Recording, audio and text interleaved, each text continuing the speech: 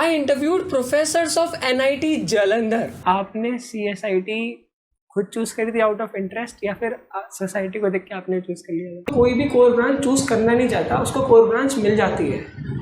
What is your take on this? क्योंकि एक बच्चा जो है वो कोर ब्रांच उसको मिल जा रही है, फिर वो 4 साल उस ब्रांच में रहेगा और वो ये सोच रहा है कि वो कोडिंग करेगा.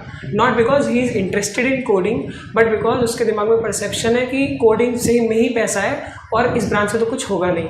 What is your take on this thought process? ये ब्रांच हमें कम रैंक पे मिल गई है तो ये लोअर ब्रांच है, and they live with this perception that we are in the lower branch. By the way, I don't agree to this thought. A student who is giving JEE, it's not a compulsion for him that he should be good in electrostatics to clear JEE. But if a student who is weak in electrostatics chooses a branch in which there is a lot of electrostatics to study, so it will be very challenging for him. So likewise, what are the subjects in mechanical engineering that a student studies over the duration of 4 years? ये सारे सवाल जो कभी ना कभी आपके दिमाग में आए ही हैं कि टीचर्स प्रोफेसर से ये पूछा जाए. पूछा मैंने. देखो यार, जब भी कभी हम डाउट में होते हैं ना, तो एक छोटू सा सिंपल सा क्वेश्चन भी हजारों सवाल लेकर हमारे ऊपर हावी होने लग जाता है. And what we are left with is just over thinking which leads to stress, जो शायद क्या डेफिनेटली अभी आपके साथ हो रहा होगा ब्रांच और कॉलेज डिसाइड करते टाइम. खैर, अब सवाल ये है कि डाउटफुल स्टेट से क्लैरिटी की तरफ कैसे जाते हैं. मेरा तो सिंपल सा फंडा है कि जिस फील्ड का वो डाउट है, उस फील्ड में जिसने कुछ ढंग का कर रखा है उससे जाके बात करना. नाउ कमिंग टू यू, क्योंकि मैं भी कभी सेम आपकी सिचुएशन में था, एंड आई अंडरस्टैंड कि JEE के बाद जो कॉलेज चूज करने का, ब्रांच चूज करने का डिलेमा होता है, काफ़ी ड्रेनिंग होता है, स्पेशली ब्रांच चूज करने का. क्योंकि सबको चाहिए होती है CSE विद और विदाउट इंटरेस्ट. लेकिन क्या सबको CSE मिल सकती है? Definitely not. And the interesting thing is कि बाकी ब्रांचेस के बारे में इतनी अवेयरनेस भी नहीं है. तो आई थॉट कि आप सबको बाकी ब्रांचेस के बारे में अवेयरनेस, क्लैरिटी दी जाए. लेकिन कैसे? जिनको उस ब्रांच के बारे में काफ़ी नॉलेज है उन्हीं का इंटरव्यू कर लिया जाए. And who could be a better option than professors of that particular branch, and that too professors of NIT. Okay, if you don't know me, I am Ambuj Kamal Saxena, a pre-final year student pursuing BTech in Textile Technology at NIT Jalandhar. So I started a series called Professors Interview Series. और जितना भी time मेरे पास available था campus में summer vacation होने से पहले, तो उसमें मैंने 10 ब्रांचेस यानी 10 प्रोफेसर्स का इंटरव्यू कर लिया है और सारे वीडियोस पब्लिश कर चुका हूँ. So you can go and check them out right now. आपको एक बहुत मच नीड क्लैरिटी मिलेगी, क्योंकि जो भी सवाल आपके दिमाग में आ सकता है एक हद तक मैंने सब पूछ लिया है.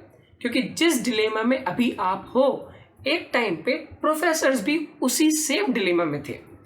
यहाँ तक कि मैंने उन प्रोफेसरों से ये भी पूछा है कि उन्होंने जो ब्रांच चूज़ करी वो उन्होंने आउट ऑफ इंटरेस्ट चूज़ करी थी, या उनको वो ब्रांच मिल गई थी, या फिर सोसाइटी के कहने पे उन्होंने वो ब्रांच ले ली.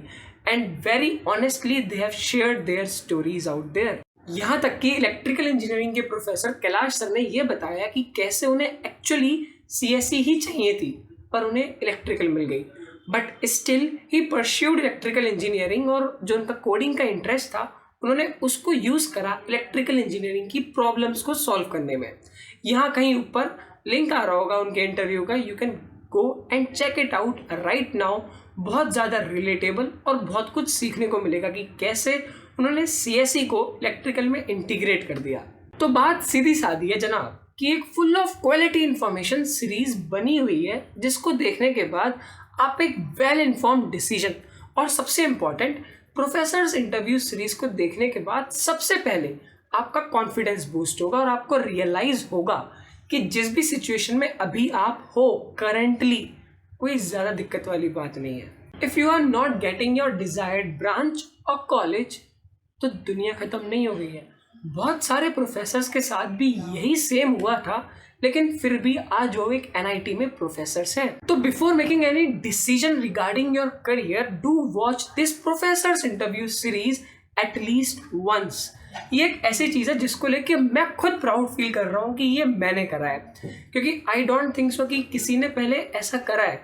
शायद मैं ही ऐसा हूँ, मेरी नॉलेज में तो किसी ने नहीं करा है कि प्रोफेसर्स का इंटरव्यू करा है कि वो खुद बताएं अपनी ब्रांच के बारे में कि उसमें क्या है, क्या क्या चैलेंजेस है, कैसे सब कुछ है, क्या स्कोप है, फ्यूचर है, हर चीज़ पूछी गई है.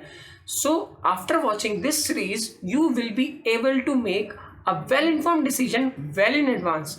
पूरी प्लेलिस्ट का लिंक नीचे डिस्क्रिप्शन बॉक्स में दे दिया है. अब इसके आगे कुछ बोलने की ज़रूरत है क्या?